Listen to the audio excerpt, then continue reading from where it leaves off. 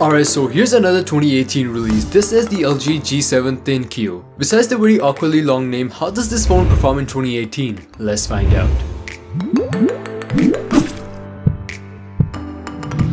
Now, a few things have changed with this year's model. Starting off, the very first thing is the display itself. We now have a notch very similar to the iPhone.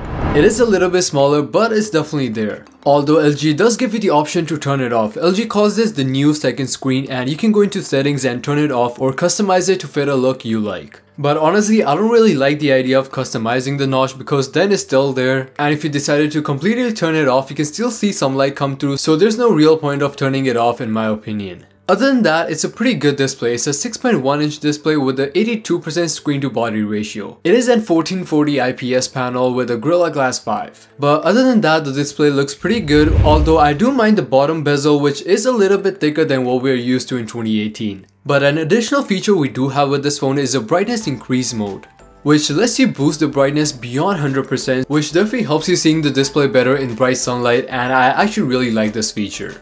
Now turning around, we have a full glass panel, which honestly feels a little plastic in my opinion, but it is glass. Other than that, we have our fingerprint scanner on our back, our camera module, and a flash and some sensors. And the fingerprint scanner honestly does a pretty good job. It's pretty responsive and works pretty good. And for the camera, I'll get back to it in a bit, but for the actual frame, it's a full metal body. And with this here, we have an extra power button. Has the fingerprint scanner only acts as a fingerprint scanner. It doesn't act as a home button or the power button along with the fingerprint scanner. So that's the only button located on the right of the phone, and moving to the left we have our volume markers, and on the bottom we have an additional button for Google Assistant. So it's very similar to what we see on Samsung with Bixby, and just like Samsung, we're not able to customize the button, although we are able to turn it on and off, but turning it completely off doesn't really make sense to me. That's just having a button that won't do anything. So instead we should be able to customize the button, and we might see something coming up in the future with a software update. Now other than that, the phone is IP68 water and dust resistant, so you're safe to use your phone in the rain or in the shower, however you like.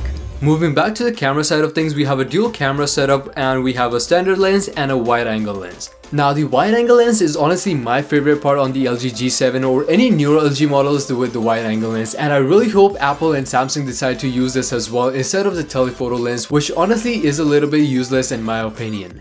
Besides that, we have some additional features with the camera, such as the AI camera and the Google lens. And just like any other flagship phone, we have portrait mode, which will let you blur your background to give it a depth of field, and you're able to change the intensity of this after the picture has been taken.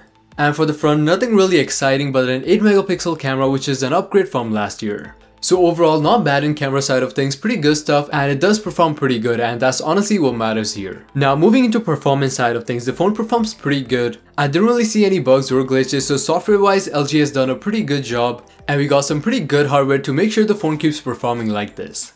So just overall, going through the basic specs, we have Android 8.0 Oreo, which is planned to be upgraded to Android 9.0, and a Snapdragon 845. It does come with 64 GB of base storage, and again a 16 megapixel camera for the back and an 8 megapixel front facing camera. Still has a headphone jack, which is really nice, USB-C for charging, a pretty good and pretty responsive fingerprint scanner, and even expandable storage. So overall, LG has done a pretty good job. The only thing I honestly didn't like is how small the battery is. It's a 3000 mAh battery, and honestly just lasted me about 5 to 6 hours. And keep in mind, this phone is brand new right now and hasn't gone through any wear and tear. So definitely the battery life will keep decreasing down the line, and that's honestly the biggest downfall right now. Now one thing I forgot to talk about were the speakers. Now the speakers are pretty good. I don't know what type of technology they've used or what they've done exactly, but I've heard the speakers are built in a way so it has air traveling throughout the phone, and it does sound pretty good. Even when you're holding the phone in your hand, you can feel your phone vibrating on every beat, and once you place it on your table, it gets really loud. So I like the speakers, they're pretty good.